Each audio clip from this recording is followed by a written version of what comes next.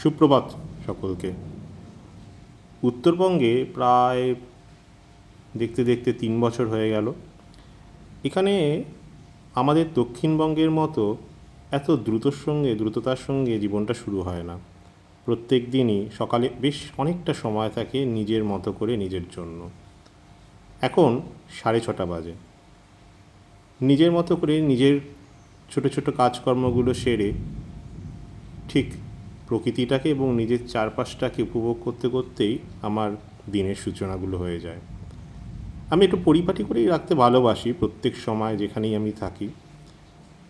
এর সঙ্গে এই মুহূর্তে বাইরের যে আবহাওয়াটা আছে তা আমার দক্ষিণবঙ্গের চিরাচরিত আবহাওয়ার সঙ্গে কিন্তু পরিচিত হওয়া যাবে না। এখানে কিন্তু পাখা চলছে না, এসিও চালাতে হয়ই না। বাইরের আকাশটা এখন পুরো মেঘে ঢেকে আছে। দিনে একবার না একবার বৃষ্টি আসছেই। চলুন বাইরেটা একবার দেখিয়ে নিই। আমার দরজা দিয়ে বেরোলেই সামনে একটা বিস্তৃত অঞ্চল, ফাঁকা ফাঁকাই থাকে। সকালের কোনো ভিড়ভাট্টা তাড়াহুড়ো নেই। দূরে সুন্দর ফুলটা ফুটে আছে, প্রত্যেকবার এই সময়ে এই ফুলটা ফোটে, খুব সুন্দর লাগে দেখতে। আকাশ কিন্তু মেঘের আনাগোনা শুরু হয়ে গেছে। চারদিকে কিন্তু মেঘ আর কিছুক্ষণের মধ্যেই বেশ ঘন হয়ে আসবে।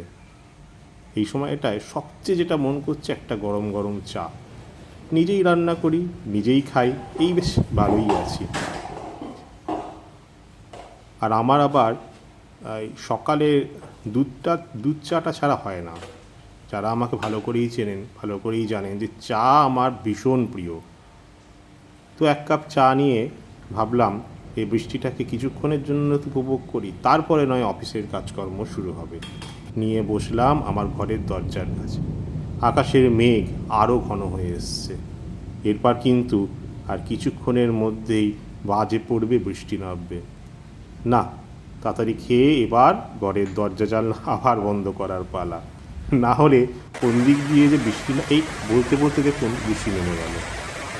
সুন্দর লাগে এই সময় বৃষ্টিটা। যারা সাউথে আছেন তারা দেখুন এই মুহূর্তে সুন্দর